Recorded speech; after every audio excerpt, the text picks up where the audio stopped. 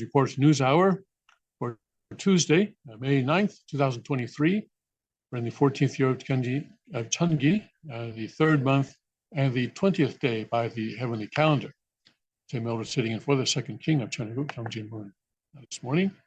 And let's go right to where we need to go in order to affirm the 5 locations where the king has established palaces, or in the case of Texas, he's planted the flag there and blessed that land.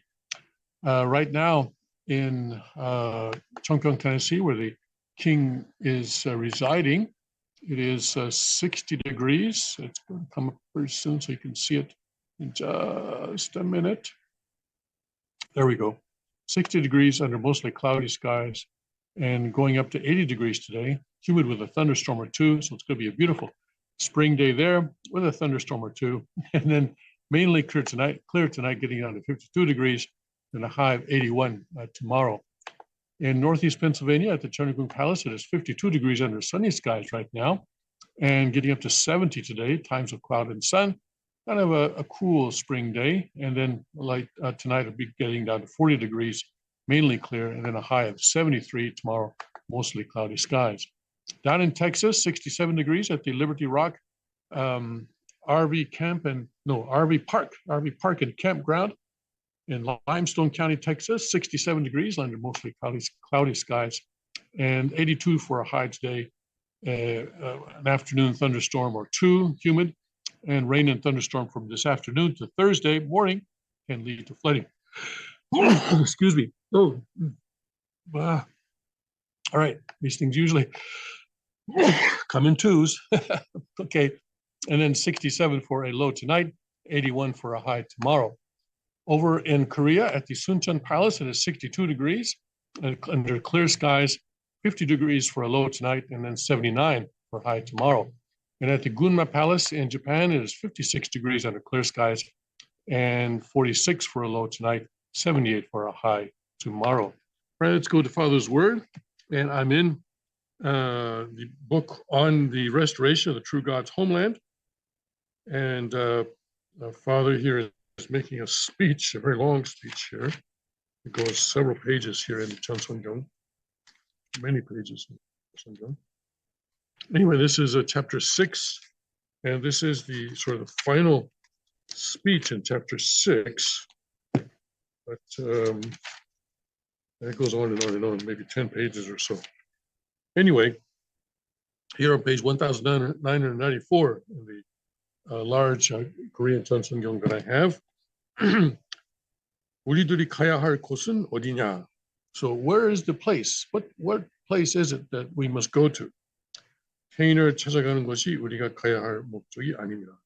We are not going to, the purpose of our journey is not to find an individual, 또 가정을 찾아가는 것이 현재 우리 목적이 아닙니다. Also, it is not our current purpose to find or establish a family. 우리가 가야 할 길은 나라를 찾아가는 것입니다. We are now going on our way to establish a nation. 알겠어요? Do you understand? I hope so. Yes, Father was very intent on establishing a physical, political nation. Not a spiritual nation, okay, but a physical nation on this earth. 어미나 아비나 자식이 나 할 것 없이 이것을 안 찾으면 안 되는 것입니다. The mother, the father, the children, and I meaning this would be a general I, right? Not just Reverend Moon himself, not just True Father himself, but he's talking about each individual. 할 것이 없이 이것을 안 찾으면 안 되는 것입니다. Must establish this, in other words, this nation. 그런데 오늘 교인들 축복받은 가정, 종족적 정글권에 있는 사람들이 아이고 나라고 무엇이고 교회고 무엇이고 모르겠다 합니다. But today, the believers of the Unification Church, the families who have received the blessing, the people who are in their tribes say, oh, no, I don't care about the country, the nation, I don't care about the church, I don't care about anything. That's what he says. 그렇게 되면 전부 다 낙방이라는 것입니다. So if you become like that, then you all are failures. Failures. 원리적으로 그렇다는 것입니다. That is according to the principle. Okay, so praise God for the word that's given us this morning. Yes. And by the way, so I don't know, next week is the Republican primary and Democrat too, but they'll do their thing. We won't worry about that. The primary date here in Pennsylvania, I'm sure each state is also having its primary date. Some next Tuesday, maybe some today, I don't know. Anyway, states are going through their primary election processes right now. But Father made clear many times that he wanted to establish a nation. And I don't know if I've said this on the King's Report before. One time, and I think, when would that have been? After 1997, but not too long after that, around the year 2000, I think, I was in Washington, and I was asked to travel to Jeju Island in Korea to translate for a workshop that was going on there. And there were many lectures, it went on for a number of days. But at one point, Father came and spoke to the workshop participants. There used to be a workshop center on the southern coast of Jeju Island. The city of Jeju is on the northern coast, which is sort of facing the Korean peninsula. But on the other side of the island, there was at least a workshop center, and that's where this was held. Beautiful, beautiful sea there. Anyway, Father at one point, and I'm afraid I don't remember anything about Father's speech then, except for this one thing, which he made sure we all remembered, and I do remember it. And I'm sure the people who were there, the English-speaking people who were there, also remember it. This is something that is really quite unforgettable. Father said, "Okay, if you think we need a nation, hold up your right hand." Okay, so everybody held up their right hand. If you think we need a nation, hold up your left hand. Everybody held up their left hand. If you think we need a nation, hold up both hands. Everybody held up both hands. If you think we need a nation, stand up. Everybody stood up. If you think we need a nation, sit down. Everybody sit down. If you think we need a nation, everybody was sitting on the floor now, okay? Raise your right foot, or right leg or right foot. Okay, everybody, raise their right foot. Now the left. Now raise your both hands and both feet. And some people sort of began to laugh. But he went on and on and on and on like this. It is quite an unforgettable moment there that Father really wanted to emphasize that he had a nation. I think I mentioned this on the King's Report before. But anyway, it's worth noting again, because Father's more than clear that he wanted a nation. Unfortunately, I think many of the people who were, many of the Korean leaders, especially at that time, were very apprehensive, shall we say, about this line of preaching by Father, because they were concerned that we were in no position, the Unification Church was in no position to challenge the existing state power. In fact, some of the leaders indicated as much to me after that workshop. Well, God will guide us. God will guide us, and it is not the second king that will challenge the existing state power, the deep state. It is Father himself, and it is God who will challenge them, and God will bring them down, and God is bringing them down. Right? You can see it right now. You can see it. They are in turmoil, and we'll get into some of that later on. In fact, I guess right after we finish here. Well, why don't we just go ahead and do that now? Okay. Let's start looking at the turmoil that the existing satanic world is in. But as the satanic world collapses, there is a new shoot that rises out. Just like when there's a forest burns down because of a wildfire, a forest fire, there are shoots that come up from the ashes. And that is exactly what is happening right now. And that's what we have in Chongpyeong, Tennessee right now. God's lineage. God's lineage is coming out of the ashes, although things are still burning in the Satan's world, but things are still burning. Yes. So anyway, let's get to the interesting part here. Let's see, where shall we begin? Let's see here. Big Kajali. Okay, well, let's Texas advocates. Okay, well, let's begin with this the canceling of a Title 42. That is coming up now on Thursday, that's going to be canceled. And so a lot of people are very concerned. Now, of course, you know, the folks in Washington are not concerned. Mayorkas was asked recently, can you explain why so many people are surging right now and now gathering on the Mexican side of the border? Why are they there? What is making them come there? What is their motivation? And he said he didn't know. He has no idea. Joe is not the only person who, wherever he is, he's not all there. Mayorkas is a very good compliment to Joe in the White House. Yes, he has no idea what's going on. There's no emergency. There's no emergency. So anyway, right now, Texas activates a tactical border force ahead of illegal immigration surge at border. Now, Biden also sent some military to the border. Sounds good, right? Well, not so much. They're not going to be carrying any weapons. Not going to be carrying any weapons.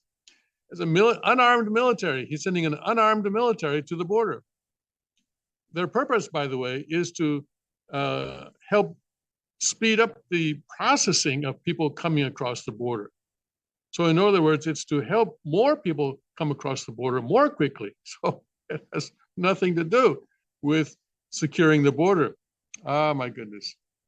Okay, here, all right, let's see here. Texas Governor Greg Abbott said he's deployed a special border force just ahead of this week's expiration of the Title 42 public health order that turned back millions of illegal immigrants in recent years.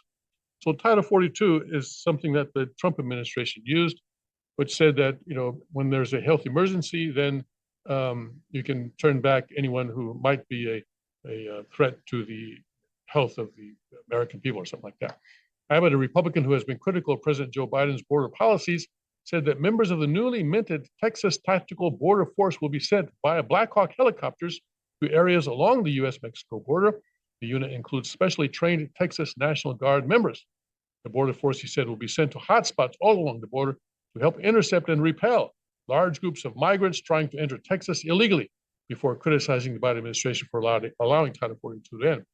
Texas Tactical Border Force will bolster our Operation Lone Star efforts to secure the Texas border amid the chaos caused by the President Biden's elimination of Title 42.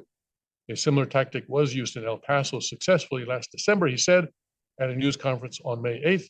In the last couple of days, Abbott added the National Guard identified and suppressed a surge in crossings at Brownsville, the same city where a driver plowed into a group of illegal immigrants, mostly from Venezuela, on May 7th.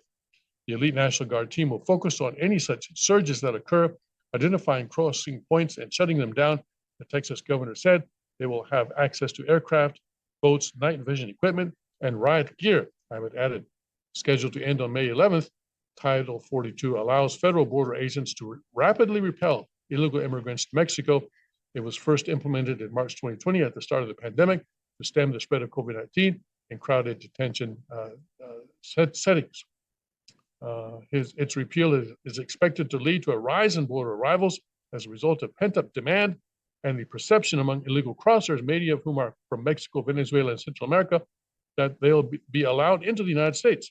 Since Biden took over, Republicans have been critical of what they call the administration's lax policies around illegal immigration and enforcing federal laws.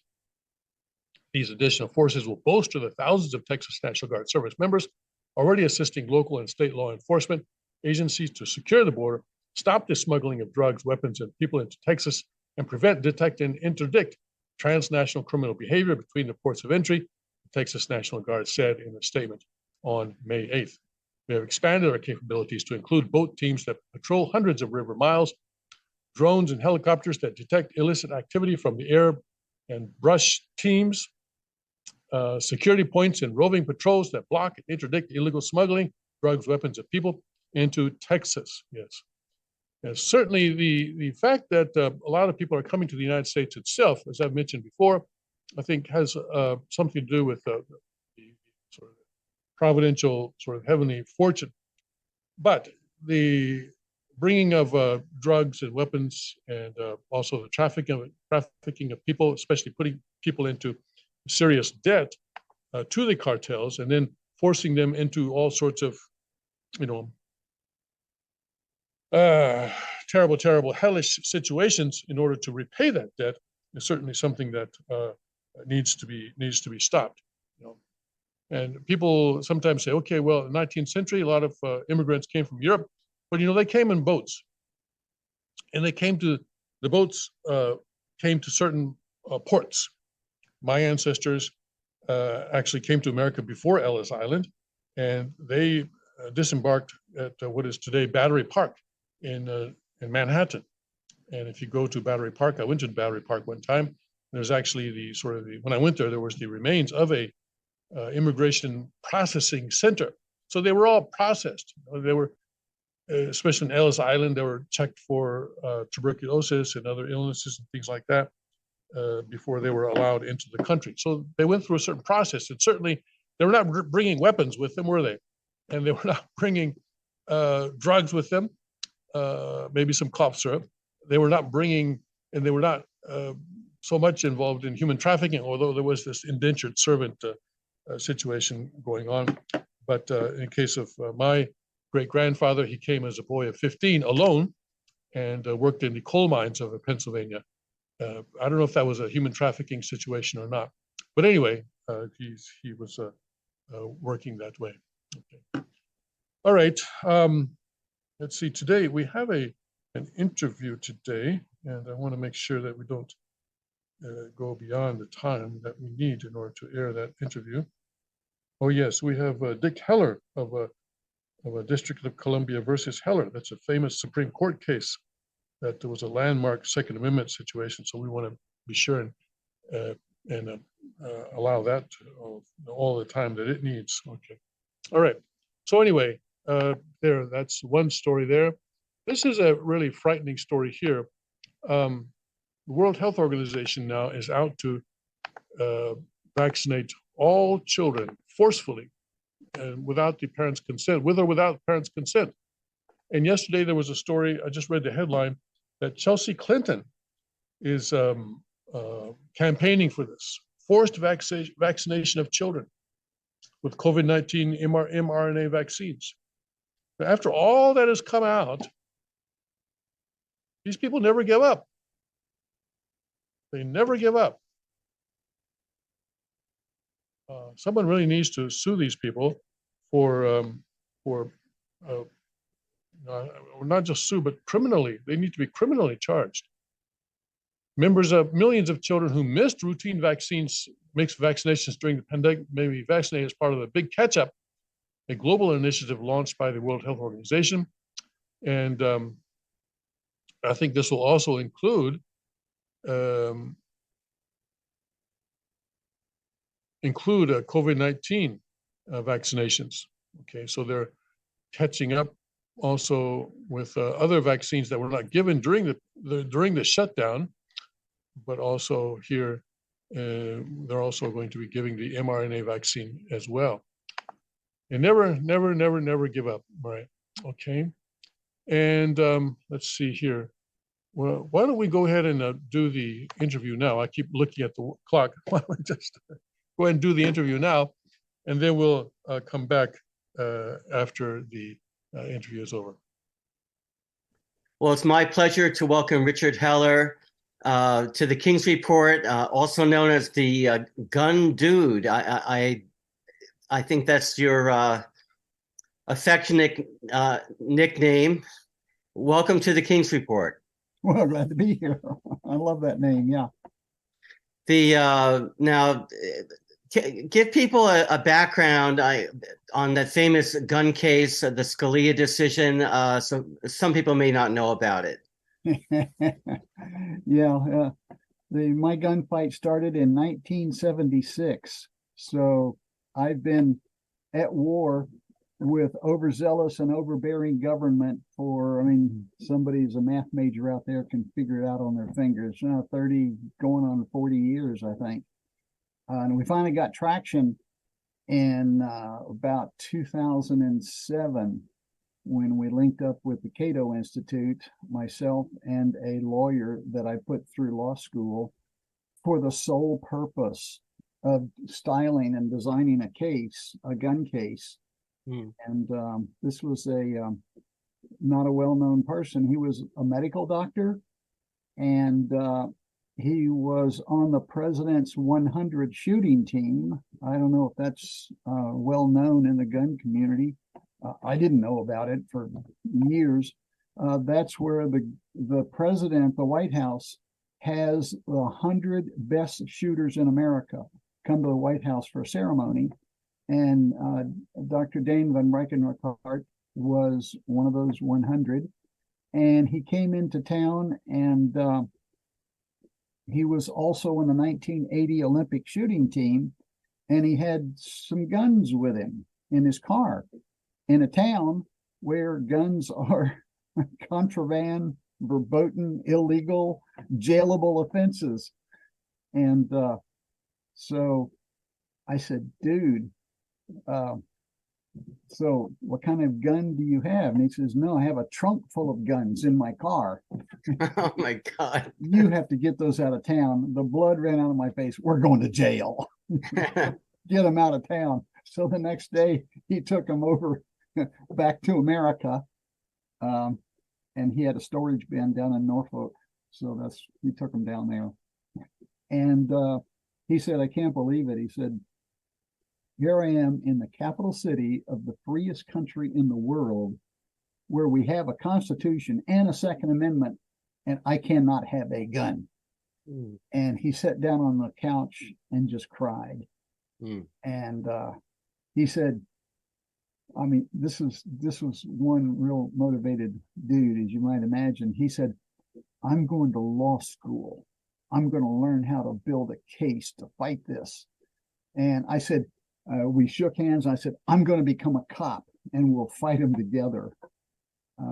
So ultimately, we joined up with Cato when we were getting close to bringing a case. And I happened to be a cop on the Supreme Court, working at the Supreme Court Annex at the time. And it did not go unnoticed by the Washington Post. So that's how sort of the nascence. Wow. And and what was the actual case? I mean, you were suing the U.S. government, or what was the actual case? Well, the law district had passed in 75 to take place in 1976, and I moved into D.C. On approximately July the 4th of 1976. I think there is a gun god with a coincidence like that. I checked the other day, my mortgage paper says 1976. I thought it was a year earlier, but so I stand correct in my statement. July 4th, 1976, 200th anniversary almost. So we got the case started. Your question was, what was it styled? It was styled with Parker versus DC, because DC had passed that law in 1975 that says no guns. Right. And so there were 6 people in DC, including myself, that were the plaintiffs. We filed a complaint, and 5 of them did not do anything. They just said, we're in fear of arrest for owning our firearms. And the judge at the time said, not sufficient to have standing. You don't have a reason to stand before the court with a flimsy reason like that. So I went down to register the one gun that I did have that I had bought in 1976. My first gun after getting out of the 101st Airborne Division. And so they said I couldn't have it. I had to throw it away, turn it in, or get it out of state. And I just bought it. I was not going to throw this work of art away. And so what ultimately happened, I had gone down to register it, and the judge at the time said, Dick Heller has exhausted all administrative remedies to try to exercise his Second Amendment right. Therefore, he has standing. Bingo, we have a case. Back to the appellate court.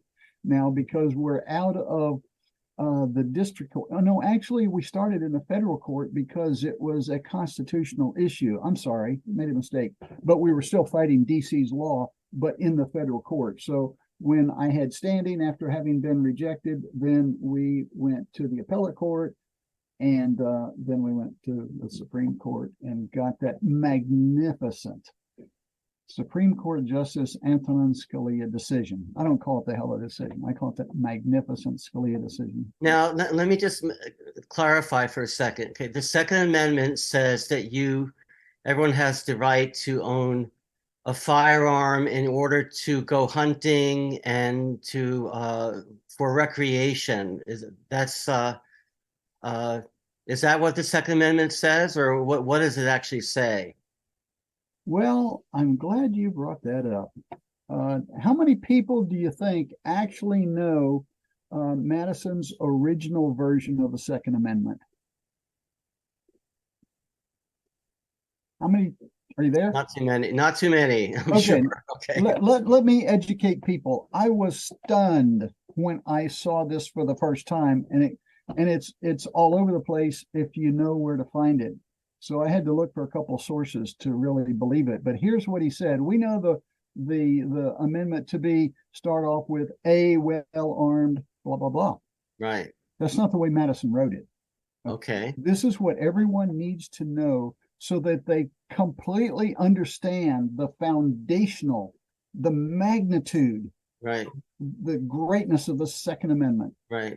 He started off, the right of the people to keep and bear arms shall not be infringed. Semicolon. Okay. Semicolon. A well-armed and well-regulated militia being the best security of a free country.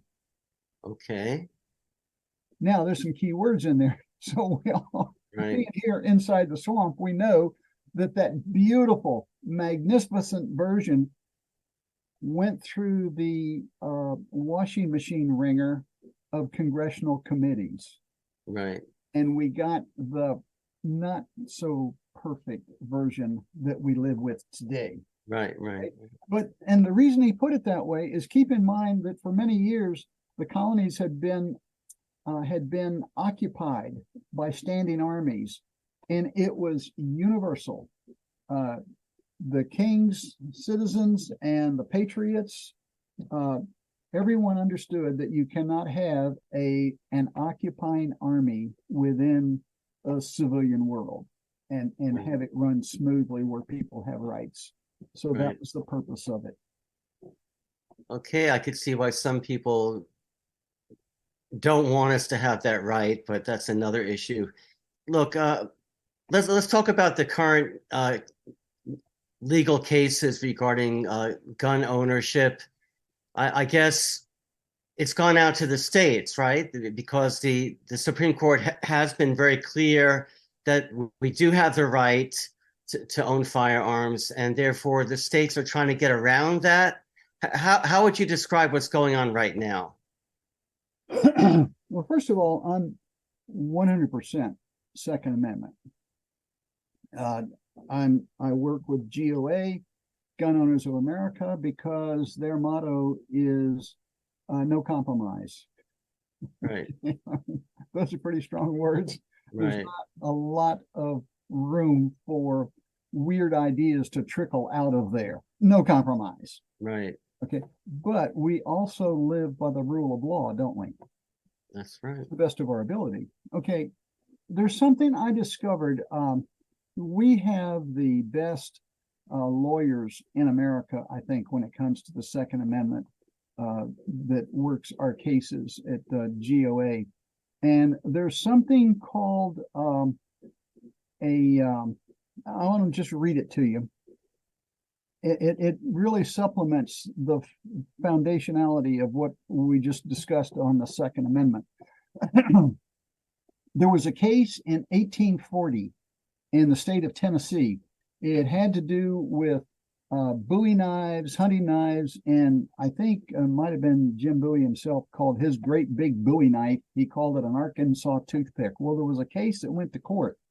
Mr. Imet had one, and it was concealed, and it went to court. And here's some things that came out of this, and I'll read it. Let's see here. It was called Amet versus State. No, it's Tennessee. The first step was Tennessee versus Amet because it was the state challenging the citizen. And then he appealed, so it became the name change to Amet versus the state. And then the judge there, let's see. Here's what the judge said. To protect, let's see. Okay, let me answer your question this way. You ask about the states. Here's something that I'm a little troubled about, but the lawyers will work it out. The legislature, therefore, has a right to prohibit the wearing or keeping of weapons dangerous to the peace and safety of the citizens, which are not usual in civilized warfare or would contribute to the common defense. Now, this is easy to misunderstand this. In 1326, there was something called the Rule of Northampton, where, and it was written in such Chaucerian English that the courts are still getting it wrong. Even the Ninth Circuit is stumbling over it. But what it really, all this jibber jabber to mean that you could have your guns, you just couldn't be brandishing them to scare the citizens of the king. And we go through language not translations, but transitions where we put our modifiers before the noun sometimes and switch verbs and nouns. But what it really means is you can have anything you want as long as you're not scaring people. Now, all that to say this, in the 1939 Miller Supreme Court decision having to deal with the sawed-off shotgun, let me read you what my lawyer wrote in the Duncan versus Bonta brief in California. The Miller court had no misunderstanding of the purpose of the Second Amendment and cited an 1840 case which explains why military-grade weapons are critical to be in the hands of civilians. That was their thinking. Here was their statement. To protect the public liberty, to keep in awe those who are in power, and to maintain the supremacy of the laws and the Constitution. Okay, so they liked having public officials a little bit scared, sounds like. He said, break barrel, this is Miller, it was about a sawed-off shotgun case, right? Break barrel shotguns and bolt action hunting rifles do not, quote, keep in awe, AWE, those who are in power, close quote. That is just so fundamentally beautiful, foundationally beautiful. And what it does, it just puts to bed these silly ideas that come from the left, whose desire is to disarm us. And I found a T-shirt just yesterday. It said, "The welfare of people is always the excuse of tyrants to disarm us. Yeah, that's true. Absolutely. Give us more money. Give us all your money so we can give everybody hospitalization and welfare and nobody has to work. Okay. And by the way, turn in your guns. Right. Well, look, let me ask you this. I mean, a lot of Americans, you know, we're kind of shocked when we see the school shootings, for instance, and they would like to find a way to eliminate that or at least reduce it. What is your perspective on school gun shootings, and what would be an approach that you would support? Well, first of all, in a fantasy world, the perfect solution won't be implementable, but just lock up all the Democrats. Okay. All right. Okay. Who does all the shooting? The freakos that are off balance. Okay. All right. Now, in the meantime, what you do is you fortify your schools, of course. Right. Okay? We fortify the banks. I used to work at the in the Federal Bureau of Prisons. We had guns everywhere. We were fortified. Why don't we fortify where our children are? Oh no, we don't want the criminals to have a bad day when it's time to target practice with little kids in school. Okay, so you would advocate arming teachers, training and arming some of the teachers? Richard, you know, that is a perfect question.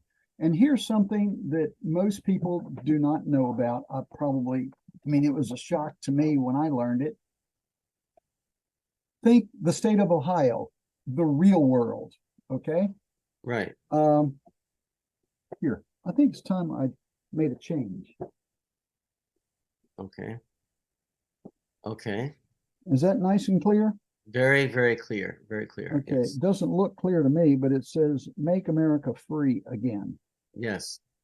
Okay, to answer to your questions, in the state of Ohio, the Buckeye Firearms Organization, which I would recommend everybody send $25 or $30 to and join the organization. I don't live in Ohio, I'm a member. Okay. Right. That's America, so I like to join American organizations living here in Moscow on the Potomac. Boy, I'm vitriolic today, aren't I? Yep. But what they have is a teacher armed teachers educational program. Now they have a name for it called FASTER, which is an acronym for Arming Teachers for Safety and Emergency Response. Right. They had a classroom with a couple dozen chairs in it, and they would get a dozen people in. And then, let's see, it was Sandy Hook. Sandy Hook happened, which brought a lot of people to tears. Mm-hmm. And what they did is they put out a call to all the teachers with the Attorney General's imprimatur approval. And can you guess in their 24 seat classroom how many responses they got back from the teachers that wanted to be armed and go to that class? Take a guess. 2 dozen. Do you think they filled the classroom? About 50 times over. Really? 1,300 teachers Wow. responded. They had to already have their concealed carry. Okay. So Right. you had people that were really qualified Right. to attend. Wow. I think the number was like 1,327. Wow. It's the number Sean Maloney, Second Call Defense, gave me. Wow.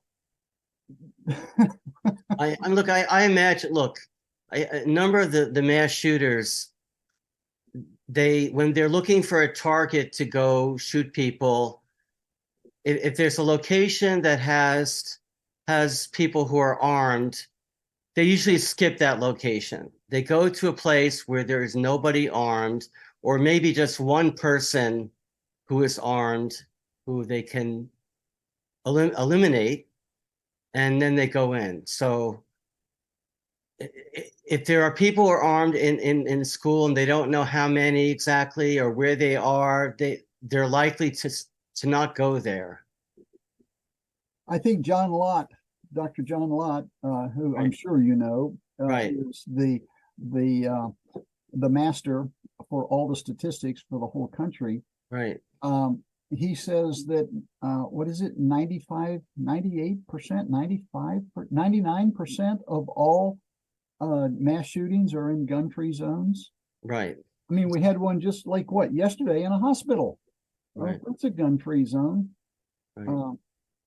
You just never know what's going to happen. By the way, the 5 minutes at the end, we've actually already covered them. I really wanted to cover Right. that keeping in awe the government, Right. in awe of the people that are armed, and the original version of the Second Amendment, because those 2 points together are so foundational that there's no argument Right. against owning anything for self-defense and keeping in awe the government, which has gotten out of control. Well, I think we have a little bit of work to do, but what would you say are the biggest lies about firearms used in self-defense? One comes to mind. In Colorado, there was one gun hater legislator who some gal had been was giving her witness testimony. She said she was forced to leave her gun in her car, and she was raped in the dark school parking lot after class late at night. Right. Her gun was only a few yards away from her. She Right. didn't make it to her car before she was raped.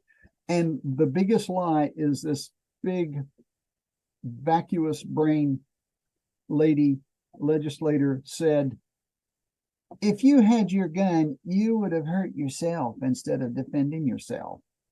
Really? You're going, oh my God, these people are not in the real world. Right. Yeah, I think if you pull a gun out of, well, in this case, her purse, I think that would have stopped things right there. I mean, even rapists don't want to get shot. So Right. I had an attempted carjacking back about 6 months ago. I didn't even have a gun, but the two carjackers thought I did. okay. And they turned around and ran. Right. Yeah, I mean, that's a good example.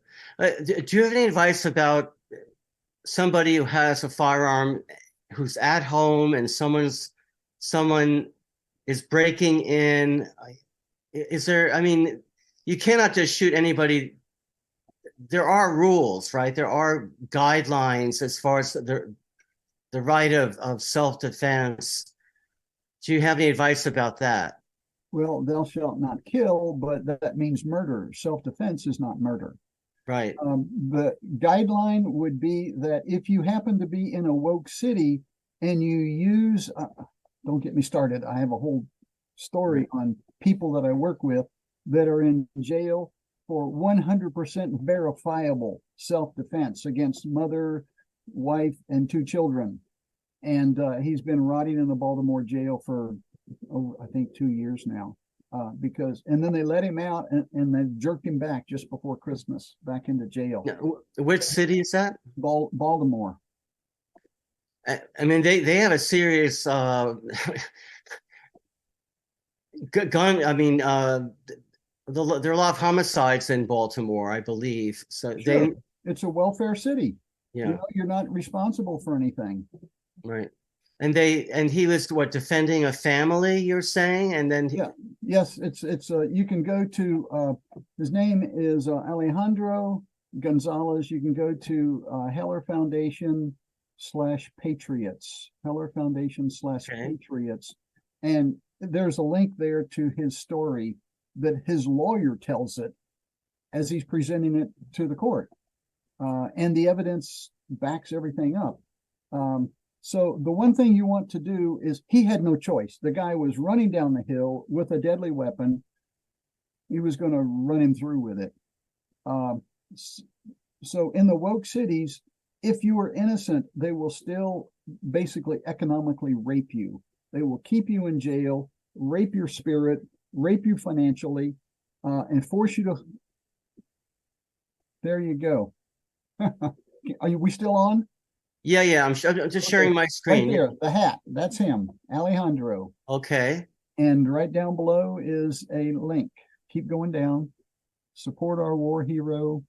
And there's the link in red. Okay. Okay. There's a give, send, go. Yes, and in there, I think in read more, you'll see the story that is somewhere on that page is his lawyer story. Okay. And he's still in prison, you're He's saying? still in prison.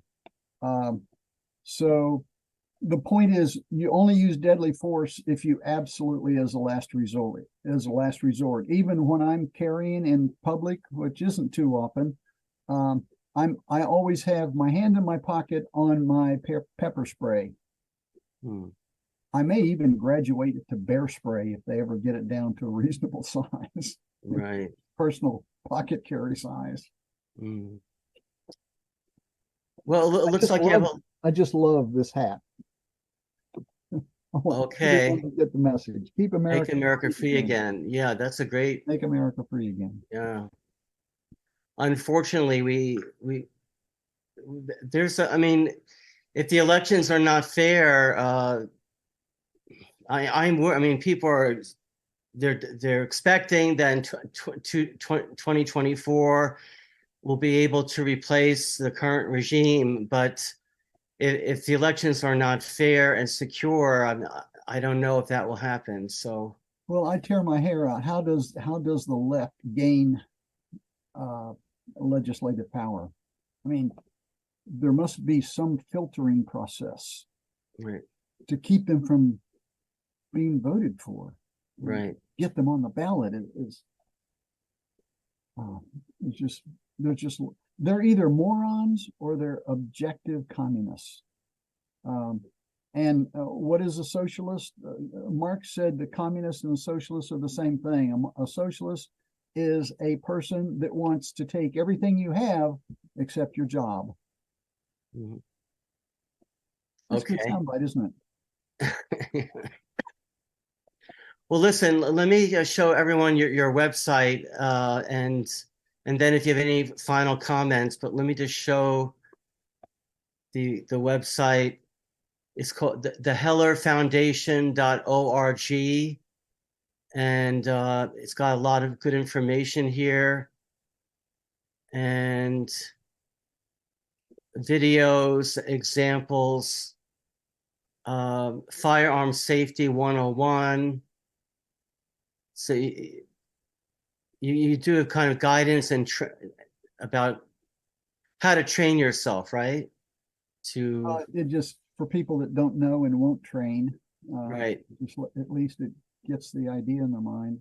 I mean, right. So many there in the gun world, we say there are no accidents. Go to cases. Okay.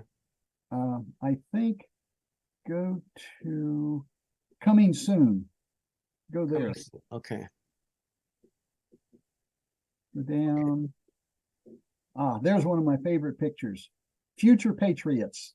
Okay. Yep. Looks like they're ready to defend their country. Yeah, that was marching for gun rights at night when the Maryland legislature session at nights for a couple of months. I see. In late winter. And then there's another one that's my another favorite. If I can remember where it is, I can never remember where it is. But I like these pictures too. Yeah. So you have cases that you're planning to. Yes. Okay. Well, we don't have our future cases because you certainly don't want to tip your hand, of course. Right. Right. I mean, it does look like the cities like, DC and New York City, Chicago, they are trying to find a way around the Supreme Court ruling. But I imagine that they will just be overturned, but at least for several years, it'll cause confusion. Well, yes, ever since Adam and Eve and somebody threw the first rock at them, and Cain slew Abel, and Right. we know the history. Evil has been with us. You cannot stamp it out. I mean, Right. maybe we could stamp it half out if we put the Democrats in jail that don't believe in the Constitution. Now I'll probably catch hell for that, but let's face it, how many responsible gun owners do you know going around shooting up the country? Yeah. I mean, there are actually here in Pennsylvania, there are some Republicans who are confused. I'll just put it that way. Yes. Right. But Yeah, look at what they sent to Congress. Oh, look at what got sent to Congress yeah. with Fetterman. I mean, I'm not sure his brain is even functioning. They could have sent a dog that would have been smarter than that sometimes, I think. Yeah. Yeah. Well, I mean, I don't think he's even going to the Senate sessions. I think he's still in the mental hospital recovering, whatever that means. In that case, a trained dog would be more useful in Congress than Fetterman. Yeah. Yeah. Okay. Well, any final words before we go? Or Everyone should belong to Gun Owners of America because we're no compromise. If you like owning your guns and you want to minimize the resistance we're having to our firearm freedoms, and support go to hellerfoundation.org. Another one is hellerguncase.org, if that's easier to remember. hellerguncase.org. Okay. Sometimes, we picture things, and that might be a better picture than Heller Foundation. Right. Right now, we actually have 4 cases that are on the drawing board, and I'm waiting for some things to come in so we can pull the trigger on our next case. Okay, I'm sure you're giving some totalitarian legislator heartburn right now, and you probably Well, they know they're wrong. That's the point, right, and right, they're doing it because we can. right, Well, that's the way communists work. right, yeah, We want to take care of everybody that comes into our city. So turn in your guns and give us all your money so we can take care of them. right, That's not the way freedom works. yeah, We give them a job. that's right. Well, I really want to thank you for sharing with our audience today, and I do urge everyone to go to hellerfoundation.org or Heller Gun Cases. Gun case, singular. hellerguncase.org. Yeah. Okay. Well, thank you for coming on the King's Report. We really appreciate it. Airborne.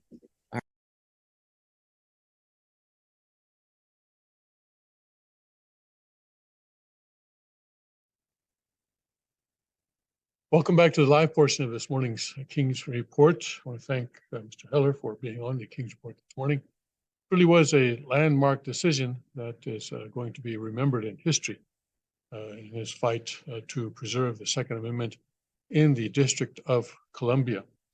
And that became the basis for a number of additional victories following that in Chicago and elsewhere. Before we go on, before I forget, do this. So a number of people here in Pike County have put together a list for me, or not just for me, but for everyone, a candidate of patriots who are running for election in the Republican primary next week, a week from today. And so I want to read this to you. And Pike County Commissioners Matthew Contreras and Bob Roche, Wallenpaupack School Board, Jasmine Ruiz, Maria Rotella, Annette Yamakawa, Blair Buselli, Delaware Valley School Board, Carl Will, Teresa Brown, Joe Washington, Joel Massaros, Dorrit Smith, East Stroudsburg School Board, Kerry Wilson, and then township positions, Blooming Grove Supervisor, Nick Maza, Dingman Supervisor, Kyle Damon, Dingman Constable, Robert DeGraw, Dingman Judge of Elections, Jean Zingaro, Blooming Grove Auditor, Terry Riley, Milford Borough Judge of Elections, Lisa Emery, and then District Magistrate, Theo Ballou, and Judge of for the Commonwealth Court of Pennsylvania, Joshua Prince. So I think I have actually, I was given 3, just in case I might lose one, I guess. I don't know, or lose 2. But I think these are available at the somewhere. Anyway, you can contact Dorrit Smith. I think I got these from Dorrit Smith or some of the others who are involved in this. Dorrit Smith, I would recommend. If you live in Pike County, you probably know how to contact her. She's running for school board in the Delaware Valley, so I'm sure she's available, and I'm sure she'll be happy to give you this list as well. Maybe I can, do I have time to read it again? Okay.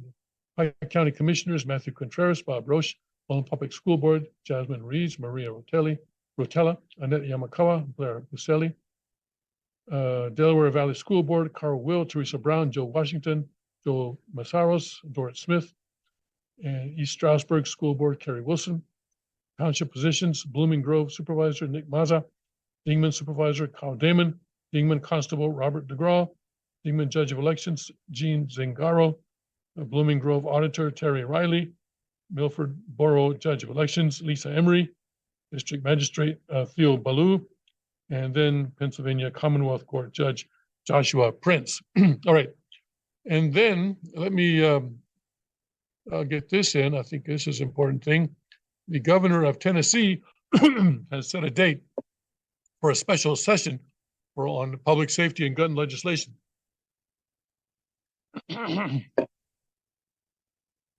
The governor of Tennessee, what is his name? Bill Lee? Yeah, that's right. Governor Bill Lee seems to be not so strong in the conservative principles. I think he needs a lot of prayer, and more than that, I think he needs people to contact him and tell him to stand strong. But anyway, on Monday, he set a date for convening a special session of the legislature to discuss possible gun legislation and public safety, and this will begin on August 21st. The Republican leader has decided to call in all lawmakers for a special session, even after his proposal for an extreme risk protection order law failed to gain enough support to be debated before the General Assembly adjourned in late April. See there? He's, yeah, not so good here. So he basically proposed a red flag law, but the General Assembly refused to even take it up for a debate. Yeah, so anyway, that's what's going on there, okay? And let me see here. This is Tucker Carlson. He gave his first in-person speech. This was last Thursday. And he was saying, let me get a juicy quote here. During his hour-long speech, Carlson didn't directly address the situation with Fox News, but spoke about America's political and social issues that he believes can lead to the end of democracy and the enslavement of the American people. American politics is supposed to be designed to improve people's lives. But what is the point of it actually, he said, as we're worried about these big abstract problems in faraway places or claiming we can control the weather or whatever we are claiming, there are kids with developmental disabilities who have aging parents, and the parents are legit terrified about what happens when they pass. But he said the ideas promulgated in the public sphere aren't only irrelevant to Americans' everyday concerns and designed to divide. I'm starting to really believe that the divisions that we see in our society are pretty much manufactured, Carlson said, adding that one example of this is the idea of racism. Obama's first term was how we were going to get past race. I didn't vote for the guy, but everybody I knew was excited, and so was I, Carlson said. We elect some guy I disagree with, but we get to the point where we stop picking at the scab and move forward as one country. Why wouldn't I be for that? As a Christian, I was totally for that. But that changed in Obama's second term. He said, oh no, we're not post-racial. All we're going to talk about is race and make each other hate each other on the basis of race. I don't think most Americans hate each other on the basis of their ethnic differences. I think a lot of that is just a lie, actually designed to distract people. All right, Thank you very much for joining us this morning. Got to go. And I'll be back tomorrow with my wife at 8 o'clock, and then we'll do the English version from 8:30. My wife will be doing the Korean version. All right. God bless, Godspeed. May his kingdom come quickly.